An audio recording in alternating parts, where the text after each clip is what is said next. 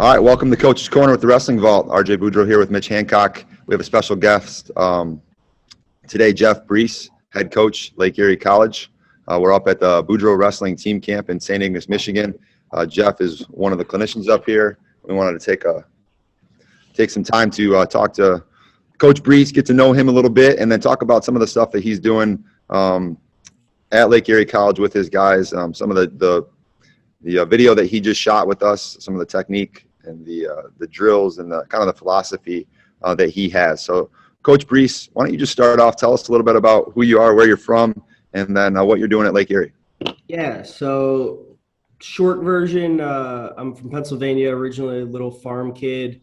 Went to the same high school as Jeremy Hunter. I'm finding out people don't know who Jeremy Hunter is anymore, but he was a freaking legend to me, so I'm still going to reference that I went to the same high school as Jeremy Hunter.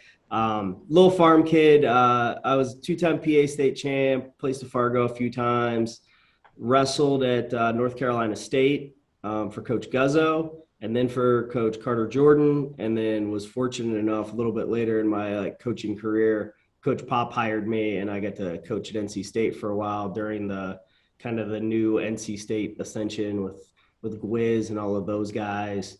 I went from there to my first head coaching job at Buena Vista University, a small D3 out in Iowa.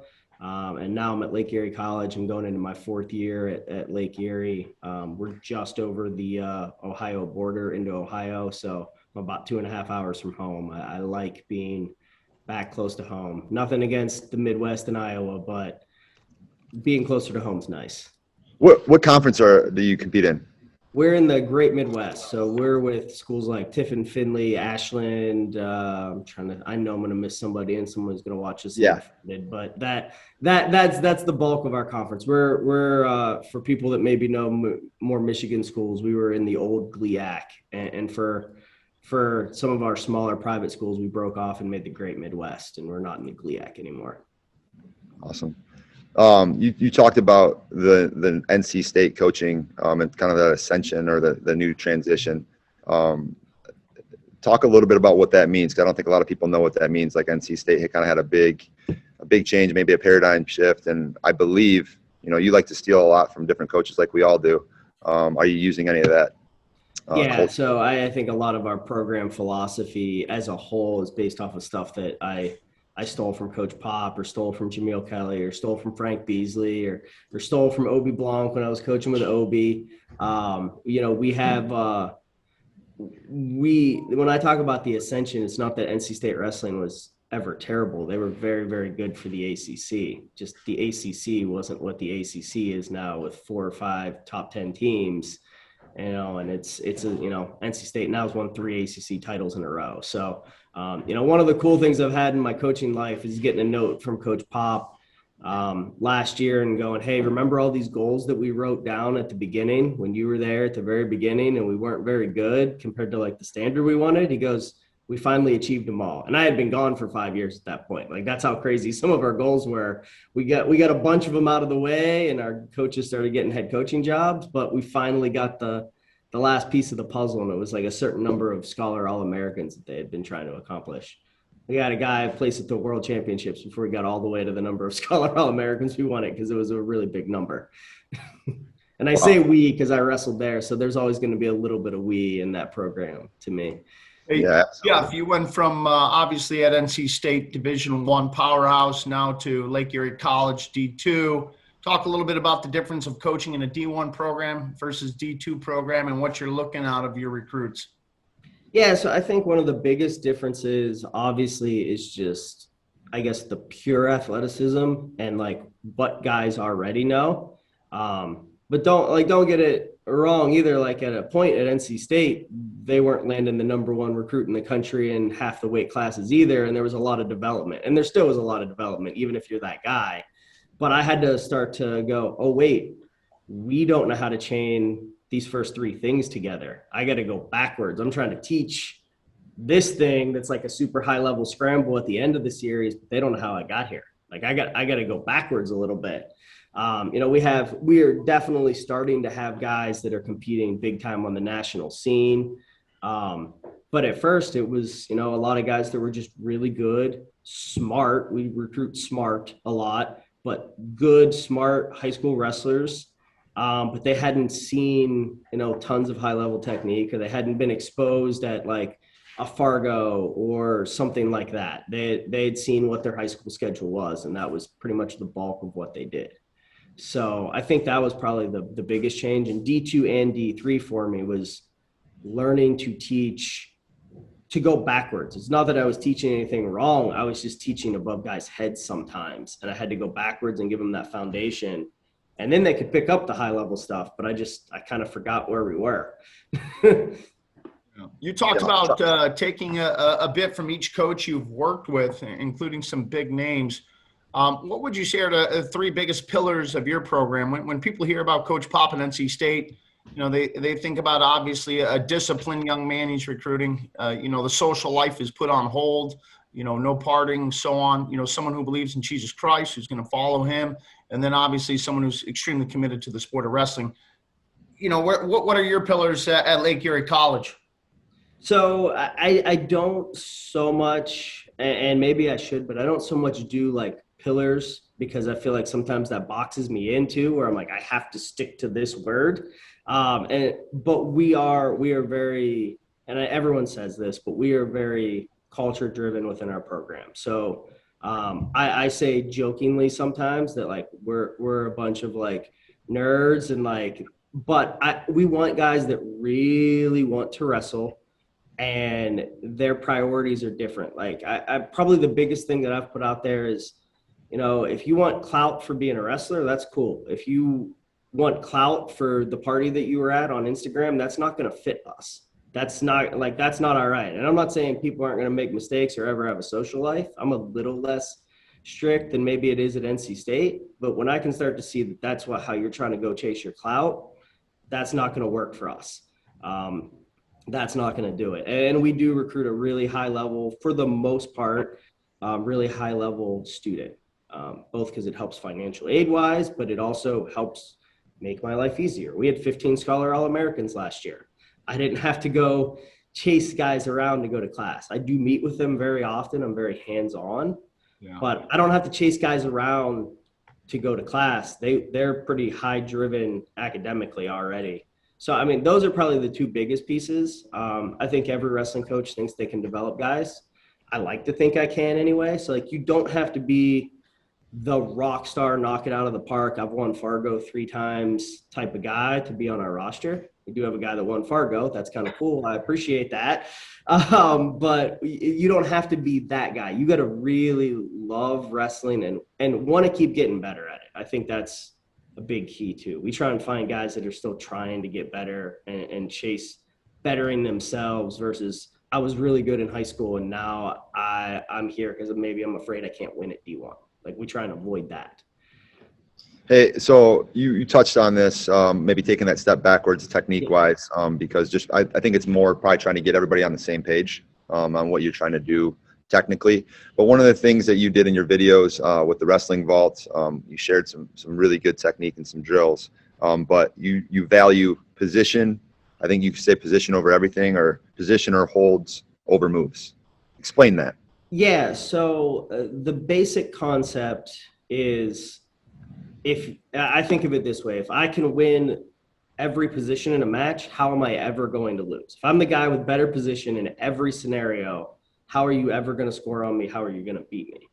Now, that's obviously a little bit unrealistic when both guys get to try, and some guys are going to win positional battles, and then you got to try and recover and win the next positional battle. But the thought process is that we're not chasing just shooting for the sake of shooting because we don't feel like anything's happening.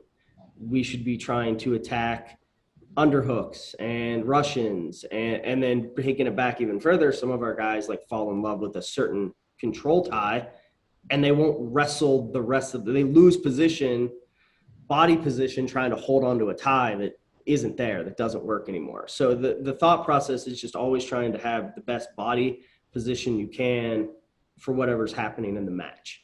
And so we do very much value attacking, but to me, attacking is very different than shooting. But for most people, they hear attack, they think shoot, shoot, shoot, shoot, shoot. And that usually, especially as you get to higher levels, just puts you in a lot of danger. I want to win the positional battle that I'm in. That hopefully that makes sense, but It does. I see guys shoot and get extended all the time just because they feel like they haven't accomplished anything yet. Instead of taking that extra step or two to clear a guy's head or pass an elbow or get some weight on their toes, things like that. And then I see guys, I call it hugging the leg. They fall in love with the guy's leg and they don't realize that they're falling into a trap and they won't improve their position because they refuse to let go of the leg. Okay, so with that being said, let's just use the hugging of the leg, the single leg. You have to teach that move, obviously, right? I mean, Right. you want guys to know how to shoot a single leg. But when do you teach the move, and then when do you teach position? Is that the same part of a practice? Is that the same part of a drill? Speak of that. So it kind of goes back and forth. So we'll have days where we just, and not a ton because I'm a big like play wrestle, flow through drill kind of guy. So we don't do a ton of block drilling, but we will have technique days where we just learn like, hey, here's the best way to hit a throw by underhook to a single leg and how you're going to finish it. And we'll just rep that out. And then very often, probably at least twice a week, we do something called the 60% drill, where if you have to use 100% of your effort to stop anything or finish anything, you're doing it wrong. And so that looks a lot like, I get extended on a leg and I have to stretch and pull to suck the leg back in. That happens in matches. That's not necessarily wrong, but we do a lot of 60% drill to try and get guys to acknowledge like, oh, I'm stuck here. I have to use 100% of my effort just to maybe be able to pick my head up. Instead, I could let go of the leg, transition to a seatbelt, for example, and get back into wrestling and have 100 more options than I held onto the leg for dear life, and that's my one and only option, and I'm either going to win this battle or lose this battle. So you're learning those positions, I think, for what you're saying, correct me if I'm wrong, by doing the 60% or the play wrestle, you're finding those positions and then working on the positions when they happen? Yes, for the most part. Okay. So we'll do that probably more than anything. But then when I start watching the 60% and see where we're failing to transition and we're failing to acknowledge, then we'll bring guys in on a technique day and be like, all right, so we're watching 60% drill. Everyone's doing this. Stop doing that. Stop squeezing the leg. Stop staying in this certain position in a high crotch. Let's do this instead to improve our position. And so incrementally, it's where it is tough. Like it's tough at the beginning because it's kind of a different concept. And it was a different concept for me. Like it's something I knew my entire life that I shouldn't just stay buried underneath in a shot, but I didn't conceptualize how to fix it. I was one of those guys that if I didn't get perfect position on my shot, I said, well, I took a bad shot instead of, oh, I didn't improve my position. It seems like coaches would struggle with that because of how abstract it is. It is a little abstract, and it took me a while to start to get a way to figure it out. And so for our guys that are really struggling with it, we will go backwards and just rep out the position itself and go back to kind of that block drilling style. And I think I showed a couple of positions that we do just kind of block drill to get them to do it. The other thing that we do relatively often, and I'm actually just thinking of this talking to you guys, I don't think about it as a way to get them better at this. I think about it as their end of the match sprint, but we sequence out their end of the match sprint. So I got to go get a score. And so we'll start with, for a lot of guys, it's just going to be a single leg. So we'll take a single leg that we know we're probably not going to get, but we're taking it just to get the reaction that we need that allows us to transition into maybe an underhook, maybe a seatbelt, maybe a Russian. For duck under guys, enough hip pressure to kind of hit a peek out. And that has really helped our guys figure this out to not get stuck chasing the leg forever. Late in a match, you chase a leg, you get buried, 15 seconds goes by, maybe you get your stalemate, maybe you don't, then the match is over. So the sequence drill that we do has actually helped a lot. And so in that sense, so we'll hit a single leg and you're getting pulled up. Like your partner's instructed to pull you up into a seatbelt. And then you have to go from a seatbelt to whatever you like to do best. Each guy kind of creates their own sequence. But we map that sequence out for each guy. And then we can walk around the room and see if they can transition through. We usually do about 5 positions. Can you transition through 5 positions? But it all started with a single leg. And we got to position 5 because we refused to just grab the single leg and hold on to it. And it takes 5 seconds. Like, it's mind blowing to them. At the end, they're like, I just hit 5 or 6 techniques together and we used 4 seconds of elapsed time. Yeah, man, why did you spend 6.5 minutes trying to just shoot through this guy's arms and then hanging onto his leg? In 4 seconds, you got more accomplished than you did in the rest of the match. So we talk a lot about that too. And it is a little bit abstract. It's something you have to feel out. But I think if your ultimate goal, if you just keep coming back to, I never want myself buried underneath. I always want to improve my body and head position. So if I can get my head position and my chest up, that's pretty much the basic rule. There's a couple scramble situations where that's the wrong thing to do, but for the most part, we're just always going, hey, can I get my head back up from here and can I move from here? And if little by little guys figure that out. It's made a world of difference with a couple of our seniors even. They were really good college wrestlers, but they were station to station. Wrestling happened, I got it or I didn't. Yeah, I think if you watch the videos that you're going to have on the vault, you watch Coach Breese's videos, he does a phenomenal job of explaining this. But even then, for a guy like me, I'm kind of working into that play wrestling, and Tim Roberts on the Wrestling Vault said wrestling's a martial art, and kind of being artistic with it. I feel like that's where you get into what you're talking about, where you have how many guys on your team and they're all going to get to this position. It's going to look different across the room. It's going to look similar, but it's going to look different just because of the 2 guys that are wrestling and the different looks that they're giving each other. And it's basic, but it's next level at the same time. And I don't think that it's not too good or too basic for anybody. Anybody can do it, no matter how good you are. Correct. Yeah, I mean, where I picked it up from, honestly, it's a combination. Some of the stuff that I do, I picked up from Obe Blanc, honestly. And it was like mind blowing to me. I was, several years into college coaching at that point, and Obe made like 2 little adjustments, and I was like, oh wow, that's amazing. This is so much easier to do now. And I had never thought of it. And then, I said in the video, I stole a little bit of this off of Mark Manning and Brian Snyder. They have this philosophy of never get stuck in the quicksand. And I think every high school coach can attest to their guy shooting in and just driving in forever, chasing a leg. And it's like quicksand because you just get buried deeper and deeper and deeper the harder you try. And that's kind of where this whole philosophy came from, was that don't get buried in the quicksand. And then I started to add my own little twist to it. How can we never get stuck in the quicksand ever?